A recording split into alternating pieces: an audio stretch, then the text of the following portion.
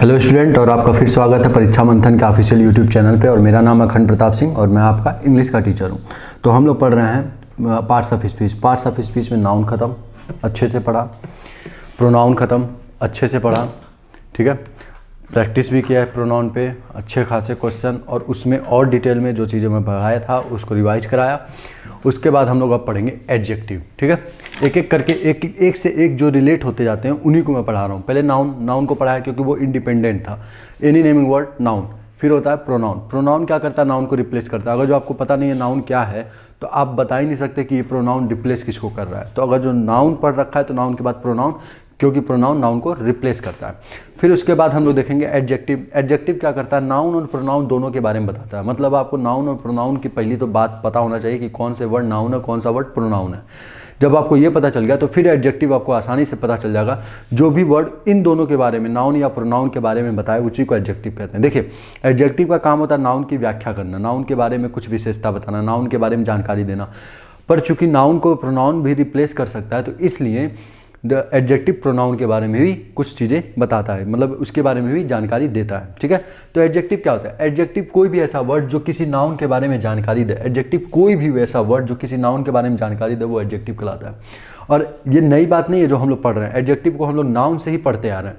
Adjective देखिए दो तरीके का हो सकता है, एक एडजेक्टिव वर्ड हो सकता है, एक एडजेक्टिव क्लॉज हो सकता है। तो एडजेक्टिव क्लॉज जब होता है तो वो नाउन के बाद आता है, ठीक है। और एडजेक्टिव वर्ड जो होता है वो नाउन के पहले आता है। जैसे मैंने लिखा था, 10 बार पढ़ा चुका हूं, he is a good boy,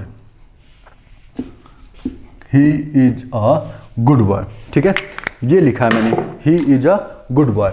अब इसमें एक बात बताइए हमें, ये जो बॉय है, ये जो वर्ड बॉय है, ये क्या है? अब तक तो आपको पता होना चाहिए कि ये बॉय नाउन है, ये वर्ड क्या है? नाउन है। और इस नाउन के बारे में अब आपको मैं ये पूछता हूँ कि ये गुड कौन सा पार्ट्स ऑफ स्पीच है, तो आप क्या करेंगे? इस गुड को 1 मिनट के लिए भूल जाइए। फिर आप सेंटेंस पढ़िए, ही इज अ बॉय, वह एक लड़का है, ठीक है। वह एक लड़का, पूछा गया कौन कैसा लड़का है, तो आपने गुड को आपने गुड पे से हाथ हटाया और फिर पढ़ा he is a good boy, मतलब वह एक लड़का है। कैसा लड़का है? अच्छा लड़का। तो इस गुड ने इस नाउन बॉय के बारे में व्याख्या किया। इस नाउन बॉय के बारे में ये जानकारी किसने दिया? किस वर्ड ने दिया? इस गुड ने। क्योंकि ये नाउन और नाउन के बारे में जो भी जानकारी देता है वो एडजेक्टिव कहलाता है। तो ये गुड क्या हो गया? एडजेक्टिव। ये गुड क्या हो गया? एडजेक्टिव, ठीक है। दूसरी चीज देखिए, ये गुड तो हो गया एडजेक्टिव। मान लीजिए मैंने लिखा, अब एक ये देख लिया एडजेक्टिव वर्ड। अब हम लोग समझ लेते हैं adjective clause.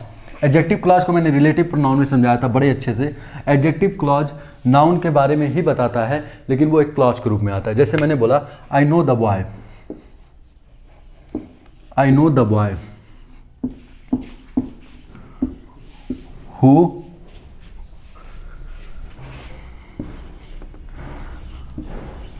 wrote this letter। मैं उस बच्चे को जानता हूं जिसने यह खत लिखा था, ठीक है। मैं उस बच्चे को जानता हूं जिसने यह खत लिखा था। तो अब ये बात बताइए, ये एक जो क्लॉज है, ये जो एक क्लॉज है, who wrote this letter, who wrote this letter, ये जो एक क्लॉज है। क्लॉज का मतलब मैं समझा रखा हूँ। क्लॉज एक ऐसा सेंटेंस का वो भाग होता है जिसका खुद का एक सब्जेक्ट और एक वर्ब होता है, वो क्लॉज कहलाता है, ठीक है। तो देखिए, अब यहाँ पे सेंटेंस है कि आई नो द बॉय, पहले तो ये क्लॉज हुआ, ठीक है, ये क्लॉज हुआ। ये क्लॉज कौन सा क्लॉज है? अब यहाँ से ये भी धीरे धीरे समझते चलते हैं। ये है प्रिंसिपल क्लॉज। ऐसा क्लॉज जिसमें कोई कंजंक्शन नहीं होता है उसे ही कहते हैं प्रिंसिपल क्लॉज। ऐसा क्लॉज जिसमें कोई कंजंक्शन नहीं होता, सिंपल सी बात समझिए, मैं आपको सिंपल वे में समझा रहा हूँ। ऐसा क्लॉज जिसमें कोई भी कंजंक्शन का यूज न किया जाए उसे कहते हैं प्रिंसिपल क्लॉज। तो ये कौन सा क्लॉज हो गया? Principal clause. ये कौन सा क्लॉज हो गया? प्रिंसिपल क्लॉज, ठीक है। प्रिंसिपल क्लॉज हो गया, ठीक है, प्रिंसिपल क्लॉज। ये कौन सा क्लॉज हो गया? Principal clause. क्यों? क्योंकि इसमें कोई भी कंजंक्शन का यूज नहीं किया गया था। दूसरी चीज देखिए, ये दूसरा क्लॉज है, हु रोट दिस लेटर। इसमें कंजंक्शन कौन है? हु एक रिलेटिव प्रोनाउन है। रिलेटिव प्रोनाउन भी एक कंजंक्शन का काम करते हैं, दो सेंटेंस को आपस में जोड़ने का काम करते हैं। तो ये हु, लेकिन रिलेटिव प्रोनाउन कंजंक्शन से बस छोटे से अंतर से इसलिए अलग हो जाते हैं क्योंकि ये जो हु है ना, इसने एक नाउन द बॉय को भी रिप्लेस किया है। अगर इसको तोड़ेंगे तो मैंने पिछली क्लास में समझा रखा है नाउन के इसको तोड़ेंगे तो यहाँ पे एक बॉय भी आएगा जो सब्जेक्ट का काम कर रहा था, इसी सब्जेक्ट बॉय को हटा के हु आया हुआ है। तो ये जो हु है, ये जो हु है ये कंजंक्शन है। तो ये जो क्लॉज हुआ, ये जो क्लॉज हुआ ये कंजंक्शन विद कंजंक्शन है। तो ये तो या तो सबऑर्डिनेट क्लॉज होगा या कोऑर्डिनेट क्लॉज होगा। अभी के लिए बस इतना याद जान लीजिए कि ये सबऑर्डिनेट क्लॉज है, सबऑर्डिनेट क्लॉज है। ठीक है, कौन सा क्लॉज है? Subordinate clause. कोऑर्डिनेट क्लॉज क्या होता है ये दोनों हम समझेंगे। देखिए दरअसल में सबऑर्डिनेट क्लॉज और कोऑर्डिनेट क्लॉज में कुछ होता नहीं है, ये आपको थोड़ा सा लर्न करना पड़ता है। सबऑर्डिनेट क्लॉज और कोऑर्डिनेट क्लॉज कंजंक्शन पे डिपेंड करते हैं कि वो किस कंजंक्शन के साथ बना हुआ है। ये जो हु है ये सबऑर्डिनेट कंजंक्शन होता है। जो क्लॉज सबऑर्डिनेट कंजंक्शन से बनता है उसको सबऑर्डिनेट क्लॉज कहते हैं। जो वर्ड किसी दूसरे वो कंजंक्शन से बनता है, कोऑर्डिनेट कंजंक्शन से बनता है, उसको कोऑर्डिनेट क्लॉज कहते हैं। तो ये सबऑर्डिनेट कंजंक्शन से बना हुआ है तो इसलिए इसको सबऑर्डिनेट क्लॉज कहेंगे। ठीक है, तो क्लॉज समझ लिया, ये क्लॉज है एक, क्लॉज नंबर 1, क्लॉज नंबर 2, ये 2 क्लॉज थे। नहीं समझ आया तो कोई दिक्कत नहीं। अब आगे बढ़ते हैं। आई नो द बॉय, मैं उस बच्चे को जानता हूँ। क्वेश्चन पूछा किसी ने किस बच्चे को जानते हो? भाई कई सारे बच्चे हो सकते हैं, तो आपने उस बच्चे के बारे में थोड़ी और व्याख्या की कि मैं उस बच्चे को जानता हूँ जिसने यह किताब लिखा, सॉरी जिसने यह खत लिखा था। मैं उस बच्चे को जानता हूँ जिसने यह खत लिखा था। अब यहाँ पे देखिए ये जो पूरा का पूरा एक क्लॉज है, हु रोट दिस लेटर, ये किसके बारे में बता रहा है? वह मैं जो हूं वो उस बच्चे को जानता हूं जिस बच्चे ने ये पूरा का पूरा खत लिखा था, जिसने यह खत लिखा था। तो ये जो हु रोट दिस लेटर है ये किसके बारे में जानकारी दे रहा है? इस बॉय के बारे में। और ये बॉय क्या है? नाउन है। ये बॉय क्या है? नाउन है। और नाउन के बारे में जो कोई भी किसी तरह जानकारी देता है उसको एडजेक्टिव कहते हैं। तो ये पूरा पूरा हु रोट दिस लेटर ये क्या हो गया? एडजेक्टिव। एडजेक्टिव। अब एडजेक्टिव वर्ड के रूप में नहीं है, क्लॉज के रूप में, तो इसको एडजेक्टिव क्लॉज कहेंगे। ठीक है, तो समझ में आया कि एडजेक्टिव होता क्या? एडजेक्टिव का दरअसल में काम ही होता है कि वो किसी नाउन या प्रोनाउन के बारे में जानकारी देता है। मैं विशेषता इसलिए नहीं बोल रहा हूं क्योंकि विशेषता का मतलब होता है कोई अच्छी चीज, विशेषता का मतलब होता है कोई अच्छी चीज, लेकिन जरूरी थोड़ी ना नाउन एडजेक्टिव हमेशा उसके बारे में अच्छी चीज बता। अब यहाँ पे देखिए the boy who wrote this letter. अब लेटर कैसा है भाई? ये तो डिपेंड करेगा ना लेटर के भाव पे। लेटर कैसा लिखा है बच्चे ने ये तो डिपेंड करेगा लेटर के भाव पे। तो विशेषता नहीं बल्कि जानकारी, जो किसी भी तरीके से कोई वर्ड या क्लॉज किसी नाउन के बारे में जानकारी दे उसी को कहते हैं एडजेक्टिव। अब वो क्लॉज के रूप में तो एडजेक्टिव क्लॉज, वर्ड के रूप में तो सिंपल एडजेक्टिव वर्ड। ठीक है, तो ये था हम लोग का एडजेक्टिव का सीधा सीधा था इंट्रो। इसमें ज़्यादा टाइम इसलिए नहीं लगा क्योंकि हम लोग ने ये पढ़ रखा। पिछली बार जितने भी लेक्चर हुए मुझे लगता है हर लेक्चर में शायद एक बार तो एडजेक्टिव का यूज किया ही गया, एडजेक्टिव वर्ड का यूज किया ही गया है। इसलिए किया गया है क्योंकि एडजेक्टिव आ जाता था और मैं वहाँ समझा देता था। एडवर्ब इसके बाद जब पढ़ेंगे, एडवर्ब में थोड़ा ध्यान देना पड़ेगा आपको क्योंकि एडवर्ब देखिए एडजेक्टिव का एरिया बहुत छोटा सा है। एडजेक्टिव का एरिया कितना छोटा है? बस नाउन और प्रोनाउन के बारे में बताता है, पर एडवर्ब का एरिया बहुत बड़ा है। एडवर्ब दरअसल में किसके बारे में? नाउन, प्रोनाउन और इंटरजेक्शन को छोड़ के बाकी जितने भी होते हैं पार्ट्स ऑफ स्पीच सबके बारे में वो जानकारी देता है। इसलिए एडवर्ब थोड़ा सा लेंदी हो जाता है और आपने क्वेश्चन भी एडवर्ब से कम आता है लेकिन एडजेक्टिव से क्वेश्चन ज़्यादा आता है। ठीक है, एडवर्ब से क्वेश्चन एसएससी और बैंक में आते हैं अच्छे खासे। उसमें क्वेश्चन पूछता ही इसीलिए है कि आपको पता है कि नहीं पता है। ठीक है, तो ये तो था आपका एडजेक्टिव। अब देखिए एडजेक्टिव के भी प्रकार होते हैं। एडजेक्टिव भी कई तरीके के होते हैं। जैसे प्रोनाउन हम लोगों ने पढ़ा था, प्रोनाउन के पर्सनल प्रोनाउन, फिर उसका possessive pronoun, reflexive pronoun, reciprocal pronoun, relative pronoun, ये सब जो हम लोगों ने पढ़ा था, distributive pronoun, demonstrative pronoun, interrogative pronoun, ये सब जितने भी हम लोगों ने प्रोनाउन पढ़े थे ये सारे के सारे प्रोनाउन के भाग थे। इसी तरह एडजेक्टिव के भी कई प्रकार होते हैं, कई पार्ट होते हैं एडजेक्टिव के। सबसे पहला एडजेक्टिव का पार्ट होता है वो होता है डिस्क्रिप्टिव प्रोनाउन या क्वालिटेटिव प्रोनाउन। डिस्क्रिप्टिव प्रोनाउन या क्वालिटेटिव प्रोनाउन।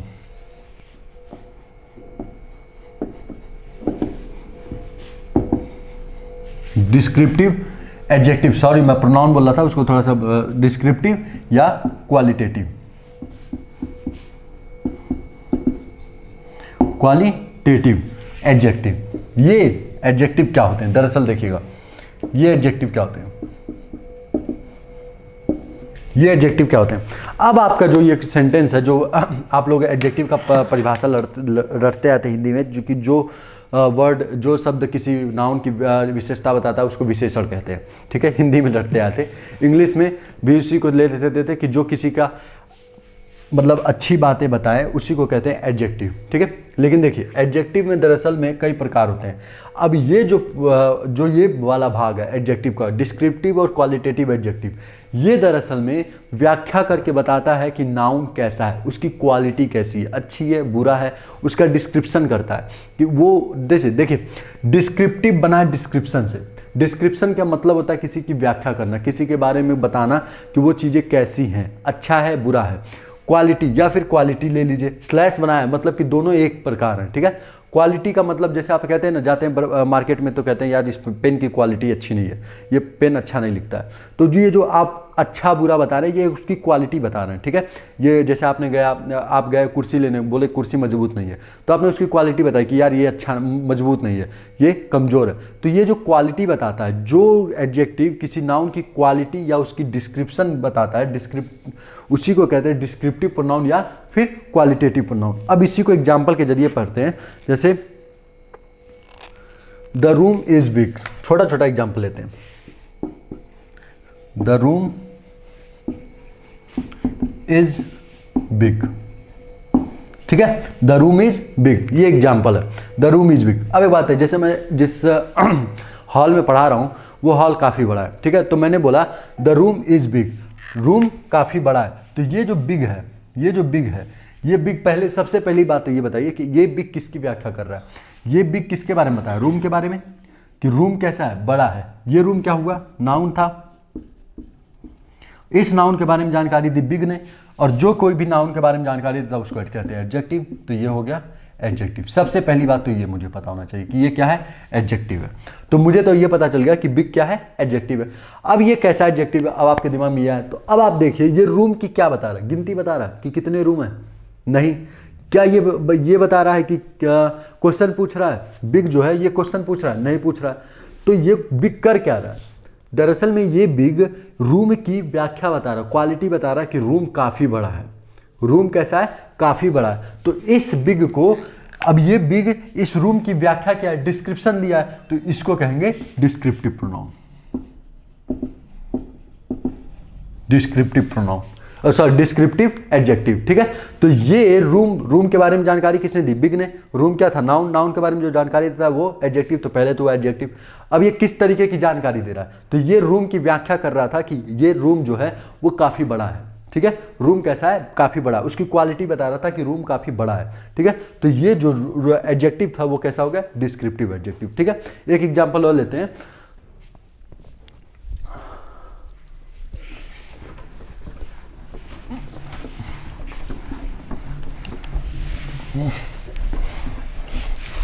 ठीक है, जैसे मैंने लिखा द मार्कर इज ब्लैक। ठीक है, द मार्कर इज ब्लैक। अब बताइए मार्कर कैसा है, ये ब्लैक, कैसा है, ब्लैक है। मार्कर कैसा है, मार्कर कैसा है, ब्लैक है। मार्कर के बारे में जानकारी किसने दी, ब्लैक ने। मार्कर कैसा है, तो मैंने पूछा मार्कर कैसा है, आपने बताया मार्कर ब्लैक है। ठीक है, तो मार्कर के बारे में जानकारी दी ब्लैक ने, मार्कर की जानकारी दी। मार्कर क्या था, नाउन था, किसी का नेमिंग वर्ड, जिससे मैं लिख रहा हूं उसका नाम कुछ तो नाम होगा, तो इसी का नाम है मार्कर, तो नेमिंग वर्ड नाउन हो गया। मार्कर क्या हुआ, नाउन। नाउन के बारे में जानकारी किसने दी, ब्लैक ने। तो जो वर्ड किसी भी नाउन के बारे में जानकारी देता है वो हो गया एडजेक्टिव। तो ये ब्लैक क्या हो गया, एडजेक्टिव। पहली बात तो ये देखिए, इसको कविता की तरफ हम लोग याद कर लिए। ठीक है, एक पोएम की तरह, नाउन, नाउन के बारे में जानकारी दिया, जो कोई भी वर्ड वो हो गया एडजेक्टिव। तो ये हो गया एडजेक्टिव। अब दूसरी चीज बताइए कि ये जो एडजेक्टिव है, ये जो ब्लैक एडजेक्टिव है, वो मार्कर के बारे में किस तरीके की जानकारी दे रहा है। तो ये फिर उसकी डिस्क्रिप्शन नहीं कर रहा है कि यार इस मार्कर कैसा है, मार्कर ब्लैक है, डिस्क्रिप्शन दे रहा है, क्वालिटी बता रहा है कि मार्कर रेड भी हो सकता है। ठीक है, तो ये जो डिस्क्रिप्टिव, ये एडजेक्टिव भी कैसा हो गया, डिस्क्रिप्टिव एडजेक्टिव, डिस्क्रिप्टिव एडजेक्टिव। ठीक है, समझ में। और एग्जाम्पल लेते हैं, एग्जाम्पल लेते रहेंगे जब तक कि आपको अच्छे से एक्सप्लेन ना कर दूं। ठीक है, एक एग्जाम्पल और लेते हैं। The Taj Mahal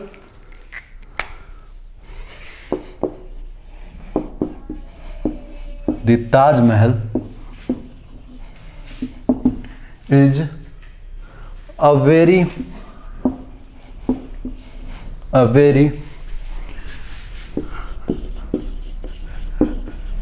beautiful building. ये मैंने एक सेंटेंस लिखा है। कौन सा सेंटेंस लिखा है? मैंने एक ये सेंटेंस लिखा है, the Taj Mahal is a very beautiful building. मैंने एक सेंटेंस लिखा है, the Taj Mahal is a very beautiful building. ठीक है, अब ये एक मैंने एक सेंटेंस लिखा है, the Taj Mahal is a very beautiful building. मैंने पूछा कि आप बताइए ब्यूटीफुल कैसा वो है, एडजेक्टिव है। आपने बताना है कि ब्यूटीफुल कैसा एडजेक्टिव है। अब हम लोग मिटाने वाला काम छोड़ रहे हैं, इसलिए क्योंकि अब थोड़ा सा आपको समझ में आ गया होगा, बार बार अब उस पर हाथ रख के पढ़ना अच्छा नहीं लग रहा है। तो आप एक बात है, लिखा हुआ है the Taj Mahal is a very beautiful building. Taj Mahal building है, कैसी बिल्डिंग है? तो इस ब्यूटीफुल ने बताया कि अच्छी बिल्डिंग है। बिल्डिंग कैसा, बिल्डिंग का क्या नाम है? बिल्डिंग एक नाउन है, किसी का नेमिंग वर्ड है तो ये नाउन हुआ। नाउन के बारे में जो जानकारी देता है वो कहलाता है एडजेक्टिव। तो इस बिल्डिंग के बारे में जानकारी कौन दे रहा है? ब्यूटीफुल। बिल्डिंग कैसी है? अच्छी है, तो सुंदर है। तो इस सुंदर ने इस बिल्डिंग के बारे में जानकारी दी। बिल्डिंग क्या था? नाउन। तो नाउन के बारे में जो जानकारी देता है उसको क्या कहते हैं? एडजेक्टिव। तो ये हो गया एडजेक्टिव। ठीक है, ये हो गया एडजेक्टिव। तो ब्यूटीफुल क्या हुआ? एक एडजेक्टिव हुआ। ब्यूटीफुल क्या हुआ? एक एडजेक्टिव। क्यों? क्योंकि बिल्डिंग के बारे में जानकारी दे रहा था। बिल्डिंग क्या है? नाउन। नाउन के बारे में जो जानकारी देता है उसको एडजेक्टिव कहते हैं। अब फिर मैंने आपसे क्वेश्चन पूछा कि ये बताइए कि ये एडजेक्टिव है कैसा एडजेक्टिव। ठीक है, कई तरीके के एडजेक्टिव होते हैं। डिस्क्रिप्टिव, क्वालिटेटिव देख रहे हैं, फिर पर्सनल एडजेक्टिव भी होता है, फिर उसका प्रॉपर एडजेक्टिव भी होता है, फिर उसके बाद न्यूमरल एडजेक्टिव भी होता है, या फिर उसको क्वांटिटेटिव एडजेक्टिव कह सकते हो, उसमें न्यूमरल आता है। फिर उसके बाद इंट्रोगेटिव एडजेक्टिव भी होता है, डिमॉन्स्ट्रेटिव एडजेक्टिव भी होता है। तो इसमें से मैंने पूछा कि बताइए कौन सा एडजेक्टिव है। तो आपने क्या बोला कि यार इस बिल्डिंग की व्याख्या कर रहा है कि कैसा बिल्डिंग है? अच्छा बिल्डिंग है। ठीक है, कैसा बिल्डिंग है? अच्छा बिल्डिंग है। तो इस बिल्डिंग के बारे में जानकारी दिया किसने? ब्यूटीफुल ने। और क्या किया? इसके बारे में व्याख्या किया कि अच्छा बिल्डिंग है, गंदा बिल्डिंग, अच्छा बिल्डिंग, बड़ा बिल्डिंग, छोटा बिल्डिंग, ये जानकारी दिया। तो इस एडजेक्टिव ने उसके बारे में व्याख्या की, डिस्क्रिप्शन दिया, तो इसी को कहेंगे डिस्क्रिप्टिव एडजेक्टिव। तो क्या हो जाएगा? Descriptive adjective. ठीक है, समझ में आया? अब इसको लिखना चाहे तो लिख लीजिए। डिस्क्रिप्टिव एडजेक्टिव वैसे लिखना तो नहीं चाहिए, लेकिन फिर भी मैं लिखवा दे रहा हूं। ठीक है, समझ में तो आ जाना चाहिए था अब तक। डिस्क्रिप्टिव एडजेक्टिव लिख लीजिए। जो एडजेक्टिव किसी नाउन के कर लीजिएगा, किसी नाउन के कलर, इंग्लिश हिंदी में रंग, शेप आकृति, शेप साइज आकार, शेप साइज आकार, मेरिट डिमेरिट मतलब अच्छा बुरा, ये मेरिट डिमेरिट कहलाते हैं। ठीक है, मेरिट डिमेरिट, मेरिट क्या है? अच्छा, डिमेरिट क्या है? बुरा। तो देखिए ये चीज मैं लिखवा रहा हूं। शेप साइज, साइज का मतलब कि स्क्वायर, मतलब शेप का मतलब स्क्वायर है कि रेक्टेंगुलर, मतलब वर्ग है कि आयत है कि त्रिभुजाकार है कि वृत्ताकार है। साइज बड़ा है कि छोटा है। ठीक है, शेप, कलर का मतलब तो आपको नहीं समझाना पड़ेगा। मेरिट अच्छा है कि मतलब अच्छा है कि बुरा है, ये मेरिट और डिमेरिट होता है। ठीक है, तो जो एडजेक्टिव किसी नाउन के merit demerit size shape colour के बारे में जानकारी देता है उसे हम क्वालिटेटिव एडजेक्टिव या फिर डिस्क्रिप्टिव एडजेक्टिव कहते हैं। ऑप्शन एग्जाम्पल कौन से लिखने हैं? पीछे जाइए थोड़ा सा, पीछे कीजिए वीडियो को और वहाँ से जो मैंने ऑप्शन लिखवाया है उसको लिख लीजिएगा। यहीं पे मैं थोड़ा सा एडवर्ब का एक मैं आपको वो दे देता हूँ इंट्रो, ताकि आपको आगे चल के कोई दिक्कत ना हो। जैसे मैंने लिखा था the Taj Mahal, the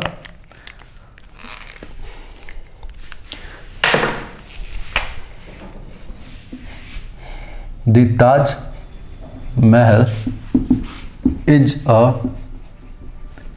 very beautiful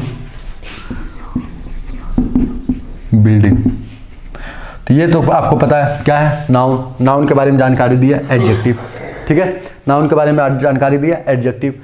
अब मैं आपसे ये कहता हूँ कि आप बताओ कि वेरीज में कौन सा पार्ट्स ऑफ स्पीच है, वेरीज में से कौन सा पार्ट्स ऑफ स्पीच है। तो आप फिर वही क्या करोगे, आप 1 मिनट के लिए इसको भूल जाओ, आप 1 मिनट के लिए इसको भूल जाओ, ठीक है, वेरी को भूल जाओ। अब सेंटेंस पढ़ो, the Taj Mahal is a beautiful building. Taj Mahal एक अच्छी बिल्डिंग है, ठीक है, ताजमहल एक अच्छी बिल्डिंग है। वेरी को भूल गए, ताजमहल एक सुंदर बिल्डिंग है, ताजमहल एक सुंदर बिल्डिंग है। जैसे ही आपने वेरी को लगाया तो सेंटेंस क्या हो गया, the Taj Mahal is a very good very beautiful building. तो ताजमहल जो है वो बहुत अच्छी सुंदर बिल्डिंग है, बहुत सुंदर बिल्डिंग है। तो यहाँ पे अभी तक जो था वो क्या था, सुंदर बिल्डिंग था। The Taj Mahal is a beautiful building, मतलब कि ताजमहल सुंदर बिल्डिंग है, ठीक है, ताजमहल सुंदर बिल्डिंग है। लेकिन जैसे ही वेरी आया उसने क्या किया कि इसके बारे में जानकारी दे। जैसे आपने पूछा कि भाई ताजमहल, किसी ने बताया ताजमहल एक सुंदर बिल्डिंग है, आपने पूछा भाई कितना सुंदर है, हो सकता है थोड़ा कम सुंदर हो, अच्छा हो या बहुत अच्छा हो। तो उसने बोला कि भाई नहीं, बहुत अच्छा सुंदर है, बहुत सुंदर है, ठीक है, कैसा है, बहुत सुंदर है। तो इस सुंदर के बारे में, इस सुंदर के बारे में जानकारी किसने दी, इस वेरी ने। इस सुंदर के बारे में जानकारी किसने दी, वेरी ने। ताजमहल सुंदर बिल्डिंग है, कितना सुंदर है, बहुत सुंदर है। वेरी का मतलब होता है बहुत। तो इस वेरी ने इस ब्यूटीफुल के बारे में जानकारी दी, बल्कि इसकी इंटेंसिटी बताया।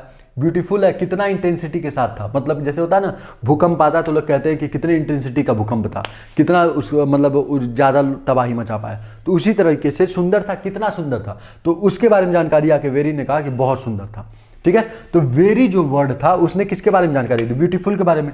ब्यूटीफुल क्या था, एक एडजेक्टिव, कैसा एडजेक्टिव, एक एडजेक्टिव था, कैसा एडजेक्टिव, डिस्क्रिप्टिव एडजेक्टिव। और जो एडजेक्टिव के बारे में जानकारी किसने दिया, वेरी ने। तो जो वर्ड नाउन प्रोनाउन और इंटरजेक्शन को छोड़ के किसी और के बारे में जानकारी दे तो वही एडवर्ब कहलाता है। तो ब्यूटीफुल एडजेक्टिव, एडजेक्टिव के बारे में जानकारी किसने दिया, वेरी ने। और जो वर्ड नाउन प्रोनाउन और इंटरजेक्शन को छोड़ के किसी और के बारे में जानकारी वही एडवर्ब कहलाता है। तो ये क्या हो गया, एडवर्ब। जो वर्ड किसी नाउन प्रोनाउन और इंटरजेक्शन को छोड़कर किसी और वर्ड पार्ट्स ऑफ स्पीच के बारे में जानकारी दे उसी को कहते हैं एडवर्ब। ये क्या था, एडजेक्टिव। एडजेक्टिव के बारे में जानकारी किसने दिया, वेरी ने। तो वेरी क्या हो गया, एडवर्ब, ठीक है, समझ में आया। तो ये था एडवर्ब। अगला देखिए, प्रॉपर। अगला जो एडजेक्टिव है वो है प्रॉपर एडजेक्टिव, ठीक है। हम समझाते चलेंगे लेकिन लिखवा भी दे रहे हैं। मान लीजिए आपको रिवीजन करना पड़ा कभी, लेकिन आप लोग अगर चाहें तो आप अपने लैंग्वेज में लिख सकते हैं खुद। मेरे समझाने के बाद आप अपने लैंग्वेज में लिखेंगे तो वो ज़्यादा सही रहेगा, ठीक है, क्योंकि दिमाग ना रिकॉल उसको ज़्यादा तेज करेगा क्योंकि उसको आपने लिखा है, ठीक है। देखिए दिमाग का बहुत बड़ा खेल होता है, दिमाग उसी चीज़ को रिकॉल करेगा। आप किसी क्वेश्चन को लगा रहे हैं, कोई टीचर लगवा देता है तो आप घर पे आते हैं, कभी कभी वो क्वेश्चन नहीं लगता, लेकिन एक बार जब खुद लगा देते हैं तो वो क्वेश्चन लगभग हर टाइम लग जाता है। तो अगर जो मैं कुछ समझा रहा हूँ जो आपको समझ में आ गया तो उसको अपने लैंग्वेज में नोट डाउन कर डालिए, ठीक है। अब देखिए दूसरा हो गया प्रॉपर एडजेक्टिव।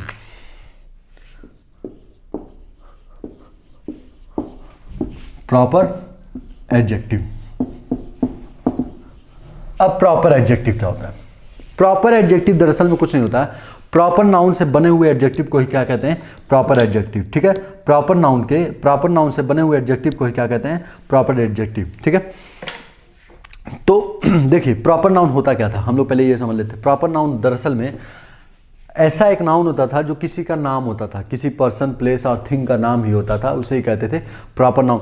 अगर उस प्रॉपर नाउन में कुछ जोड़कर, सफिक्स या प्रीफिक्स जोड़कर उसको हम लोग एडजेक्टिव बना दें तो उसी को कहते हैं प्रॉपर एडजेक्टिव। जैसे समझिएगा मेरी बात को, मैंने बोला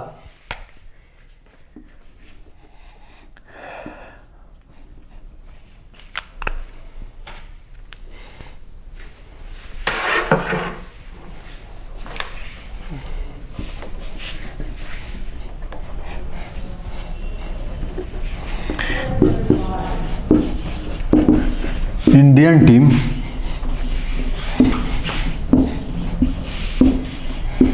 डिफीटेड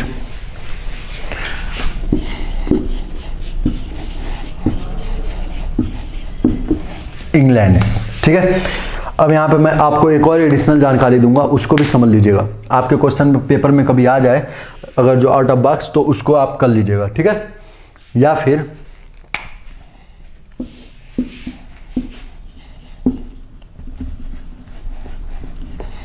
बस इतना ही रखिए, अभी इतना ही रखिए। आगे मैं जब थोड़ा सा और आप जानकारी इंग्लिश की पा लेंगे तो मैं आगे समझा दूंगा, ठीक है। ये लिखा हुआ है इंडियन टीम डिफीटेड इंग्लैंड, ठीक है, इंडियन टीम डिफीटेड इंग्लैंड। अब यहाँ पे देखिए एक बात समझिएगा, टीम ने हराया, इंडियन को भूल जाइए, सॉरी यहाँ पे एन होगा, इंडियन, एक मिनट के लिए इंडियन को भूल जाइए। मैं आपसे पूछा कि ये कैसा क्या है, पार्ट्स ऑफ स्पीच में क्या है, ये इंडियन जो मैंने वर्ड लिखा है ये पार्ट्स ऑफ स्पीच के किस पार्ट से बिलोंग करता है। तो आपने क्या किया, इसको एक मिनट को भूल गया। Team defeated England's, team defeated England's मतलब टीम ने इंग्लैंड की टीम को हराया, टीम ने इंग्लैंड की टीम को हराया। मैं इंग्लैंड लिखा हूं, आगे कुछ नहीं लिखा हूं, मैं उसको अभी समझाऊंगा अच्छे से, ठीक है। अभी के लिए फिलहाल बस समझिए, टीम ने हराया इंग्लैंड की टीम को, टीम ने हराया इंग्लैंड की टीम को। आपने क्वेश्चन पूछ लिया कि किस टीम ने, भाई अब जानकारी तो आपको पता नहीं है, किसी ने बोला कि यार टीम ने इंग्लैंड टीम को हरा दिया, तो आप मान लीजिए नहीं जानते हो कि इंडिया का मैच चल रहा है इस समय इंग्लैंड से, तो आप कह देंगे यार किस टीम ने हराया, ठीक है। तो उस सामने वाले ने जानकारी दिया, टीम के बारे में जानकारी दिया कि इंडियन टीम ने हराया, इंडियन टीम ने हराया। टीम क्या है, एक नाउन है। अब ये मुझे बताइए कि ये कैसा नाउन है, ये कैसा नाउन है, कलेक्टिव नाउन है, कलेक्टिव नाउन है। क्यों कलेक्टिव नाउन है, क्योंकि टीम कभी एक आदमी से नहीं बन सकता, ये 11 लोगों, क्रिकेट टीम की बात करें तो ये 11 लोगों का एक समूह है, तो उसी को कहते हैं कलेक्टिव नाउन। नाउन क्या होता है, ऐसा नाउन जो कई लोगों का समूह हो, उसी को कहते हैं कलेक्टिव नाउन। तो ये टीम क्या हो गया, नाउन, नाउन कैसा नाउन, कलेक्टिव नाउन। इस नाउन के बारे में जानकारी दी इस इंडियन ने, और इस इंडियन ने जानकारी दी टीम के बारे में। टीम क्या था, नाउन, नाउन के बारे में जानकारी दी था उसको कहते हैं एडजेक्टिव। तो ये क्या हो गया, एडजेक्टिव, ये क्या हो गया, एडजेक्टिव। तो समझ में आया आपको, पहली बात इंडियन एडजेक्टिव कैसे हो गया, समझ में आया। टीम ने इंग्लैंड को हराया, किस टीम ने हराया, क्वेश्चन पूछा किसी ने तो आपने बताया कि इंडियन टीम ने हराया। तो ये इंडियन जो था, ये इंडियन जो था टीम के बारे में जानकारी दिया, टीम जो कि नाउन था, नाउन के बारे में जो वर्ड जानकारी देता है उसको एडजेक्टिव कहते हैं, तो इंडियन क्या हो गया, एडजेक्टिव। अब मैंने ये पूछा, दूसरा क्वेश्चन मुझसे ये निकला कि ये बताइए कि इंडियन कैसा एडजेक्टिव है, मुझे ये बताइए आप कि इंडियन जो वर्ड है वो कैसा एडजेक्टिव है। तो आपने बोला कि सर ये इंडिया, एक इंडिया, ये देखिए इंडियन जैसे है, मैं यहाँ पे लिख रहा हूँ समझिएगा, इंडियन जो है ये बना किससे है, इंडिया और इसमें एक एन जोड़ा गया है, इंडिया और उसमें एक एन जोड़ा गया है। ये इंडिया क्या है, ये इंडिया एक प्रॉपर नाउन है,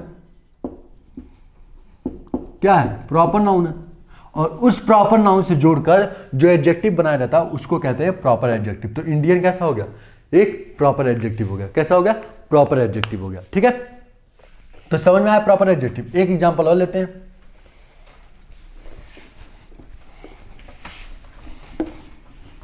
हाँ, ओह शिट, ठीक है, मैं आपको एक चीज और समझा देता हूं, वो जो मैंने अभी अभी लिखा था, मैंने आपको बोला था समझाने के लिए। The Indian team